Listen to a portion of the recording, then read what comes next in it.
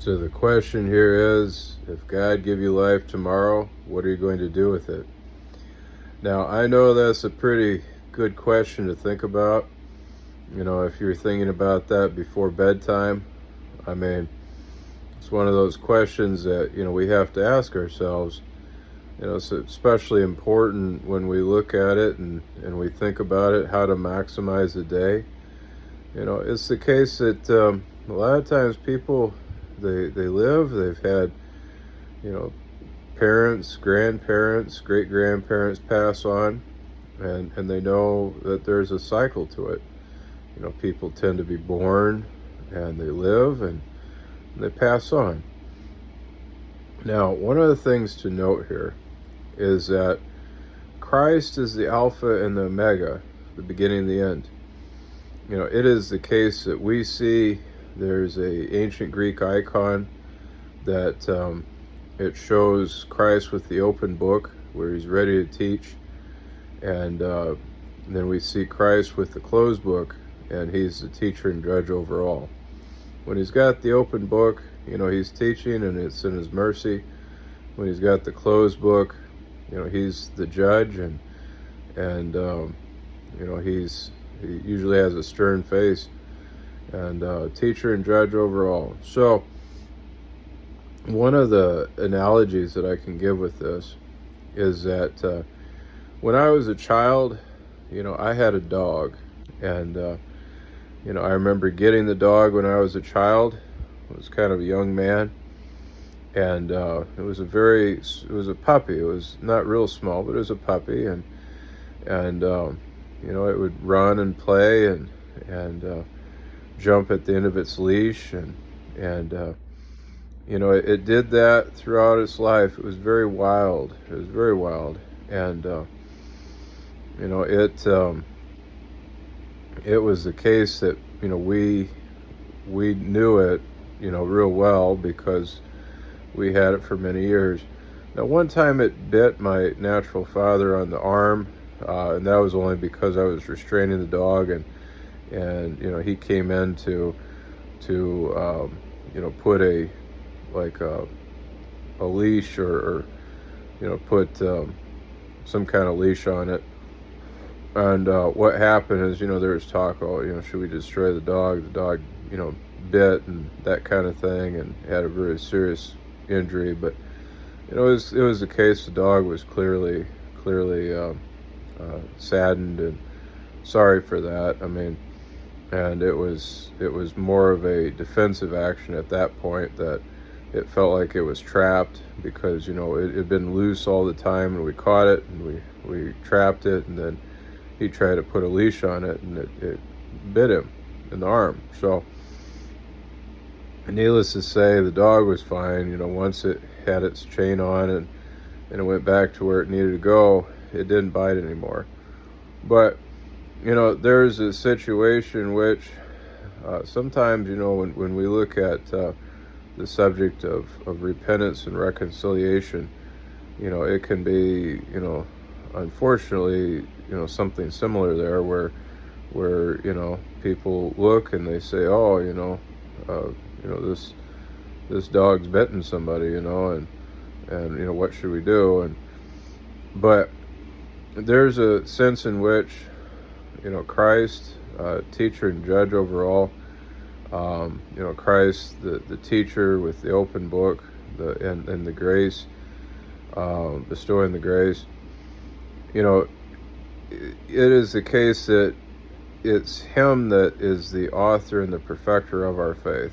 So he works toward completion, faithful and just to work towards completion of that. And when we look at it and we think about it, one of the things to point out here is that when Christ perfects us in our faith, and we go along in our faith, it's just like that dog. We all love the dog, and we had the dog from the time the dog was little. Now, in our case, God has known us all of our lives. He's the one that created us, and so he's the author and perfecter of our faith as well. And we go along our whole lives, and we love God, hopefully, and then there's a time when people pass on.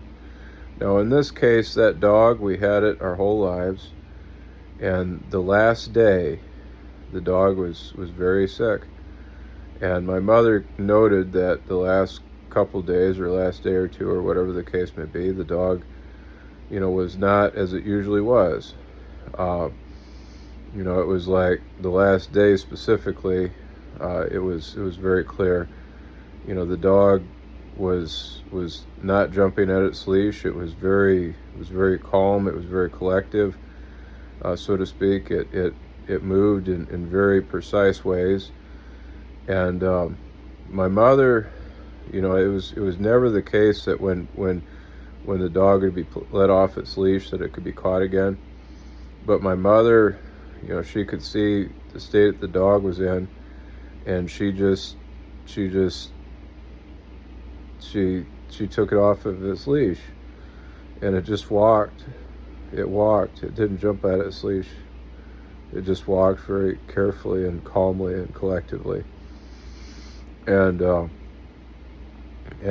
it was the first time that ever happened. And it was as if it had like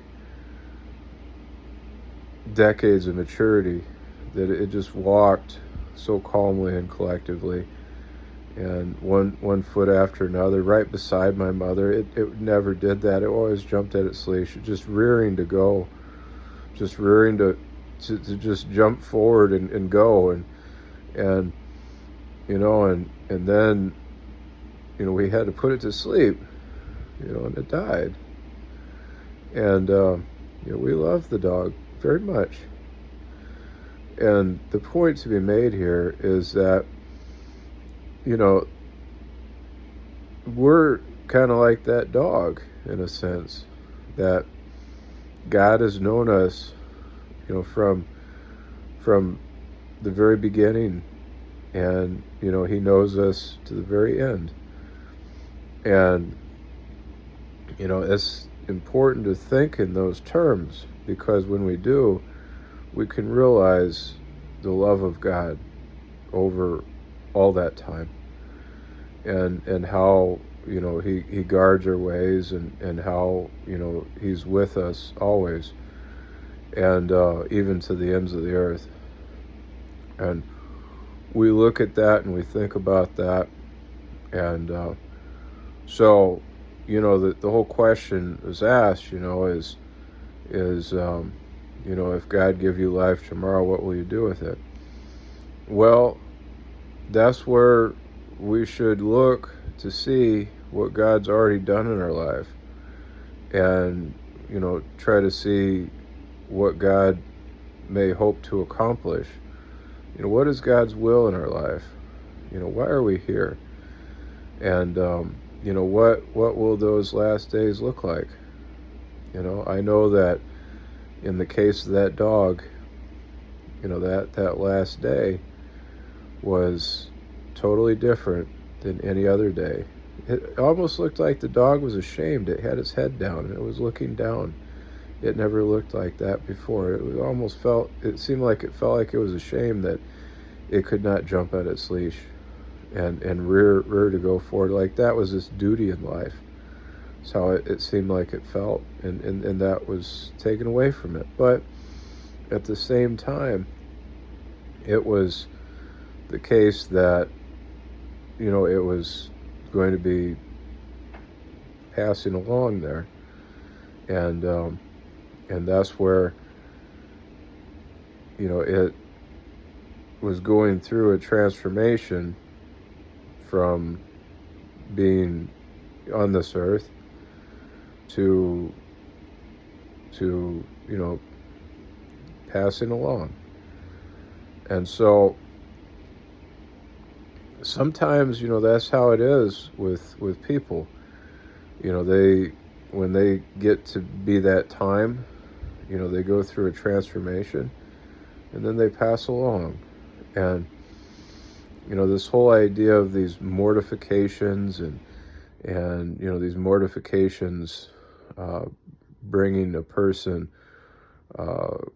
closer to being united to Christ through like the cross, basically.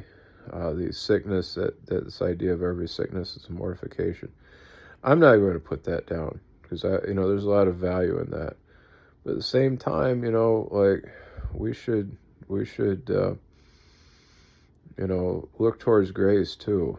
And there's a lot of value in being healed by God, and God's sovereign choice, and that if He chooses to do that, then that's a great thing.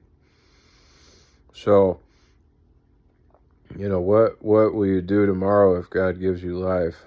That's a good question. And it's a question that we should, like I say, think in context of what I just said. Think in context of the fact that God's the one that created you. And, that God died on the cross in the form of God in the flesh, Jesus Christ. And, that Christ died on the cross, because of His love for us. So anyway, God be blessed, God be praised, and bye for now.